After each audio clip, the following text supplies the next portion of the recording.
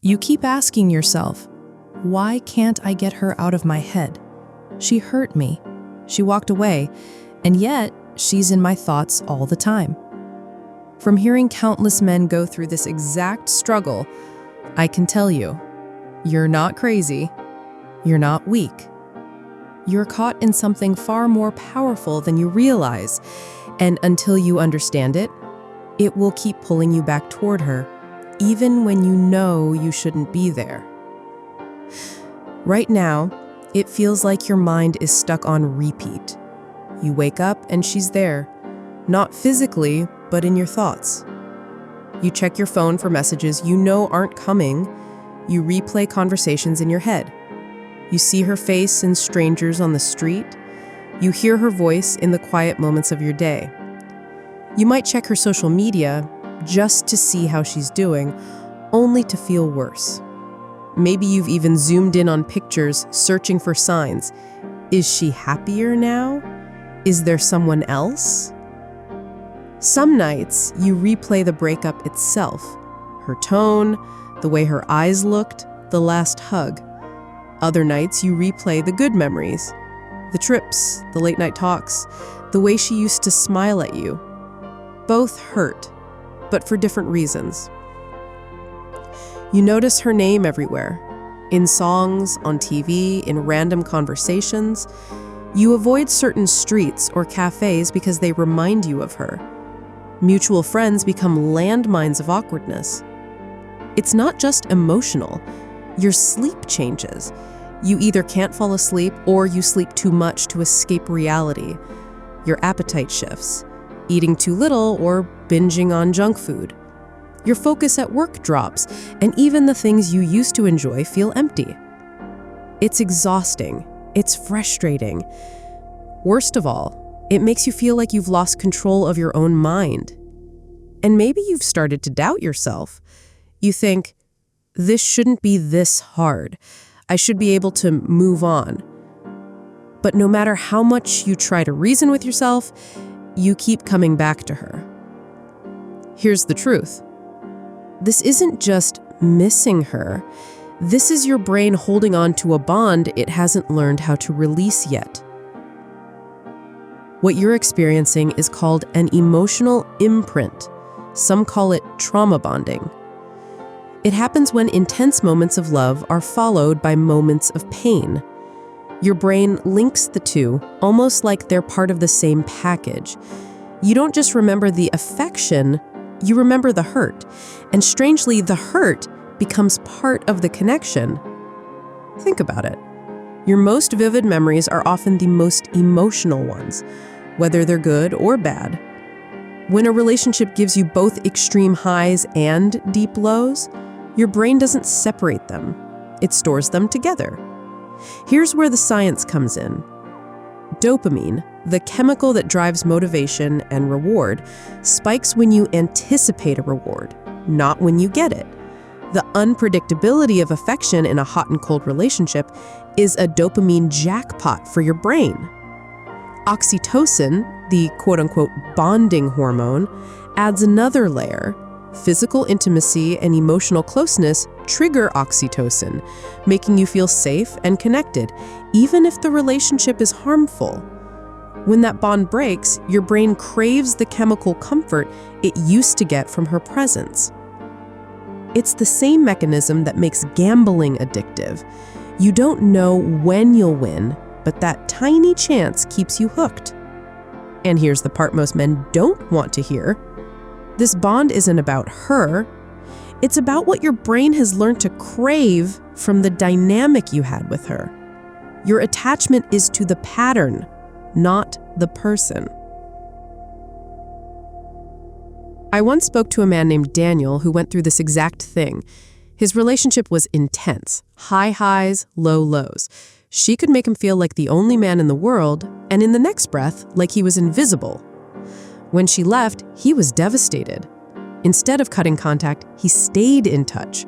She'd send a late-night message, he'd reply, they'd meet for coffee, they'd reminisce, they'd talk about maybe one day. On the surface, it felt like hope, But underneath, it was like pulling off a bandage and reopening the wound every time it started to heal.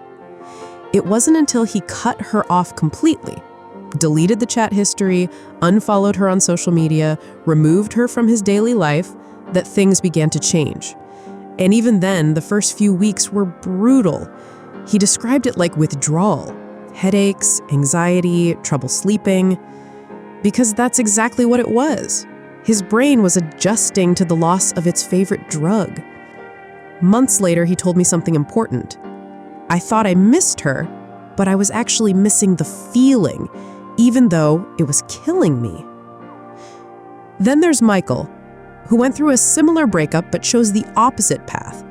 He kept her in his orbit for years, replying to her messages, attending group hangouts, even helping her with errands. He told himself it was being mature.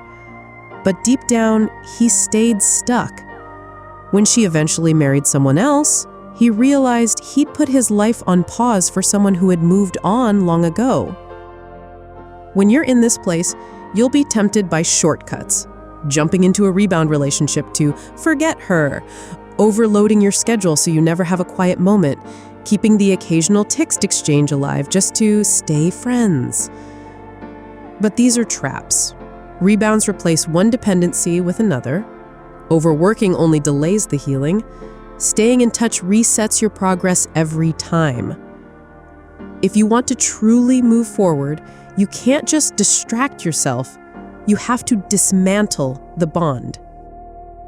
If you're in this cycle right now, here's how you start to break it. Step 1, stop feeding the bond.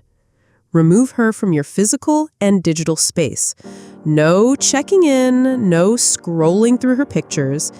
If you keep giving your brain reminders of her, the bond will never fade. This is hard, but it's essential. Step 2, replace, not just remove. Your mind hates empty space.